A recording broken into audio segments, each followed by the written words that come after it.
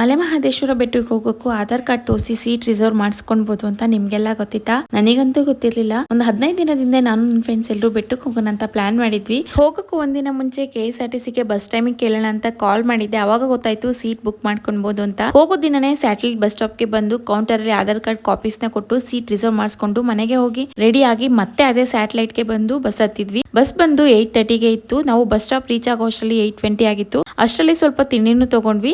ಮಲೆಮಹದೇಶ್ವರ ಬೆಟ್ಟಕ್ಕೆ ಪ್ರತಿದಿನ ಬೆಳಗ್ಗೆ 8:30ಗೆ ರಾತ್ರಿ 8:30ಗೆ ಡೈರೆಕ್ಟ್ ಬಸ್ ಇದೆ. ನಾವು 4 ಜನ ಹೋಗ್ತಿರೋದ್ರಿಂದ 4 ಸೀಟ್ಸ್ ನ ರಿಸರ್ವ್ ಮಾಡಿಸಿದ್ವಿ. ರಿಸರ್ವೇಶನ್ ಮಾಡಿಸಿದ ಮೇಲೆ ಬುಕ್ಕಿಂಗ್ ಗೆ ಟಿಕೆಟ್ಸ್ ಕೂಡ ಕೊಟ್ಟಿರ್ತಾರೆ. ಹಂಗೆ ಹೋಗ್ತೀವಿ ಅಂದ್ರೆ ಆಧಾರ್ ಕಾರ್ಡ್ ಗೆ ಫ್ರೀ ಇರುತ್ತೆ. ಬುಕ್ಕಿಂಗ್ ಗೆ ಒಬ್ಬರಿಗೆ 20 ರೂಪೀಸ್ ಚಾರ್ಜ್ ಮಾಡ್ತಾರೆ. ಬುಕ್ಕಿಂಗ್ ಏನಕ್ಕೆ ಮಾಡ್ಕೊಳ್ಳೋದು ಅಂದ್ರೆ ಸ್ಟ್ಯಾಂಡ್ ಅಲ್ಲೇ ಸೀಟ್ ಫುಲ್ ಆಗಿಬಿಡುತ್ತೆ. ಹಾಗಾಗಿ ಈ ತರ ಮಾಡಿದ್ರೆ ತುಂಬಾ ಲಾಂಗ್ ಜರ್ನಿ ಆಗಿರೋದ್ರಿಂದ ನಿಂತ್ಕೊಂಡಂತೂ ಹೋಗಕ್ಕಾಗಲ್ಲ, ಸೀಟ್ ಬೇಕೇ ಬೇಕು. ನಮ್ ಬಸ್ ಹೊರಟಿದ್ದು 8:45 ಆಗಿತ್ತು. ಬೆಟ್ಟ ರೀಚ್ ಆಗೋ ಅಷ್ಟರಲ್ಲಿ ಆಲ್ಮೋಸ್ಟ್ 2 ಗಂಟೆ ಆಗಿತ್ತು. ನಾವು ರೂಮ್ ತಗೊಳ್ಳೋದಾ ಇಲ್ಲ ಫ್ರೆಶ್ ಅಪ್ ಆಗಿ ಡೈರೆಕ್ಟ್ ದರ್ಶನಕ್ಕೆ ಹೋಗೋದಾ ಅಂತ ಯೋಚನೆ ಮಾಡ್ತಾ ಇದ್ವಿ.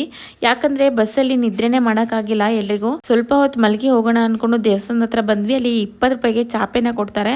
ಅಲ್ಲೇ ಮಲ್ಗಕ್ಕೆ ಇಸ್ಕೊಳ್ಳೋಣ ಅನ್ಕೊಂಡು ಆಮೇಲೆ ಬೇಡ ಫ್ರೆಶ್ ಅಪ್ ಆಗಿ ದರ್ಶನಕ್ಕೆ ಹೋಗೋಣ ಅನ್ಬಿಟ್ಟು ಅಲ್ಲೇ ಫ್ರೆಶ್ ಅಪ್ ಆಗೋದಿಕ್ಕೆ ಜಾಗ ಕೂಡ ಇದೆ. ಅಲ್ಲೇ ಎಲ್ಲರೂ ರೆಡಿ ಆಗಿ ಲೈನ್ ಹತ್ರ ಬಂದ್ವಿ. ಬಟ್ ನಮ್ ತರನೇ ಯೋಚನೆ ಮಾಡ್ಕೊಂಡು ಅಲ್ಲಿ ಆಲ್ರೆಡಿ ಲೈನ್ ಅಲ್ಲಿ ಒಂದ್ 10 ಜನ ಬಂದು ಕೂತಿದ್ರು. ನಿದ್ದೆ ಅಂತೂ ಬರ್ಲಿಲ್ಲ, ಮಾತಾಡ್ಕೊಂಡು ಕೂತಿದ್ವಿ. 4:30ಗೆ ಓಪನ್ ಮಾಡ್ತೀವಿ ಅಂದ್ರು, ಬಟ್ 5:30 ಆಗಿತ್ತು. ಇದ್ರ ಕಂಟಿನ್ಯೂಷನ್ ವಿಡಿಯೋನ ನೆಕ್ಸ್ಟ್ ಪಾರ್ಟ್ ಅಲ್ಲಿ ಹಾಕ್ತೀನಿ.